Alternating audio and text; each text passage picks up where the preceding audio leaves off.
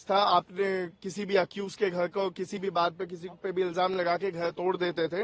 अब supreme court ने दिशा निर्देश पास किया है कि आपको नोटिस देना पड़ेगा, कम से कम 15 दिन का वक्त देना पड़ेगा। जो कंपाउंडेबल है प्रॉपर्टी का पार्ट उसे कंपाउंड किया जाएगा और अधिकारियों पे एक जिम्मेदारी डाल दी गई कि अगर कोई अधिकारी गलती कर रहा है, कानून तोड़ रहा है इससे रिलेटेड, तो उनकी पर्सनल जिम्मेदारी होगी। अगर उन्होंने कोई प्रॉपर्टी डिमोलिश की है, इलीगली डिमोलिश की है, तो उसको रेस्टिट्यूट करने की। ये अपने आप में एक बहुत बड़ा प्रावधान बना दिया है कोर्ट ने, क्योंकि अधिकारी भी अब एक बार सोचेंगे जब उनकी खुद की जिम्मेदारी, उनके खुद के जेब से पैसा जाएगा। जब किसी गरीब मजलूम या किसी माइनॉरिटी का या किसी का घर जब तोड़ देते थे तो वो उस पर ज्यादा सोचते नहीं थे। सर, सुप्रीम कोर्ट ने कार्रवाई में भेदभाव की भी बात कही कि कुछ का घर तोड़ दिया जाता है, कुछ के घरों को छोड़ दिया जाता है। इस पर क्या सुप्रीम कोर्ट ने साफ तौर पर कहा? सुप्रीम कोर्ट ने साफ कहा कि अगर एक जगह घर है वहां पे और आपने एक ही लाइन में घर, आपने बस एक घर पकड़ा उसको तोड़ दिया, तो ये दिखाता है कि एक भेदभाव है। अगर एनक्रोचमेंट है उसी लाइन में बाकी घर है तो वो भी एनक्रोचमेंट है।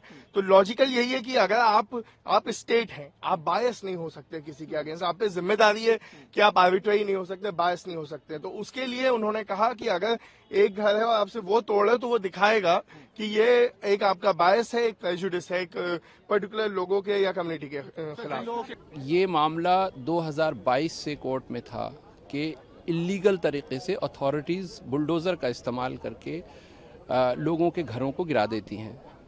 कई बार उसमें सुनवाई हुई और कुछ ऑर्डर्स भी पास हुए।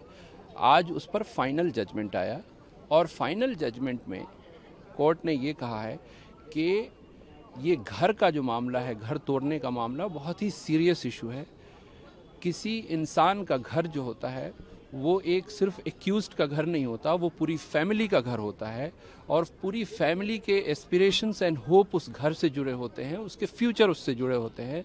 तो इस तरह से अगर अथॉरिटीज़ घर को तोड़ती है तो बिल्कुल गलत है और इल्लीगल है। एक बात ये कही। दूसरी बात ये कही कि अगर घर किसी ने गलत तरीके से बनाया है तो उसको देखना पड़ेगा अलग अलग एंगल से। उसमें एक बात तो ये होगी कि क्या वो पूरा घर इल्लीगल है या उसका कुछ पोर्शन इल्लीगल है या फिर उसको कंपाउंडिंग किया जा सकता है या नहीं किया जा सकता है। ये सब देखने के बाद उस पर एक अप्रोप्रिएट ऑर्डर पास किया जाएगा, फिर वो कलेक्टर को भेजा जाएगा। कलेक्टर उसमें वो एक नोडल ऑफिसर अपॉइंट करेगा, फिर उस नोडल ऑफिसर के सामने उसकी सुनवाई होगी और सुनवाई होने के बाद जब फाइनल फैसला आएगा उसको वेबसाइट पोर्टल पे अपलोड किया जाएगा और उस फाइनल फैसले के बाद 15 दिन का वक्त दिया जाएगा जिस इंसान का घर तोड़ना है।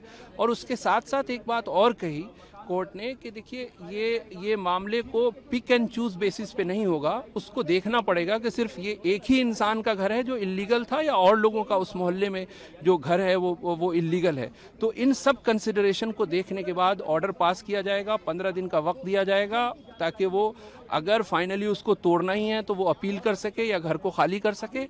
और इन सब प्रोसीजर को अगर किसी ने ऑफिसर ने वायलेट किया है तो उसकी अकाउंटेबिलिटी तय होगी।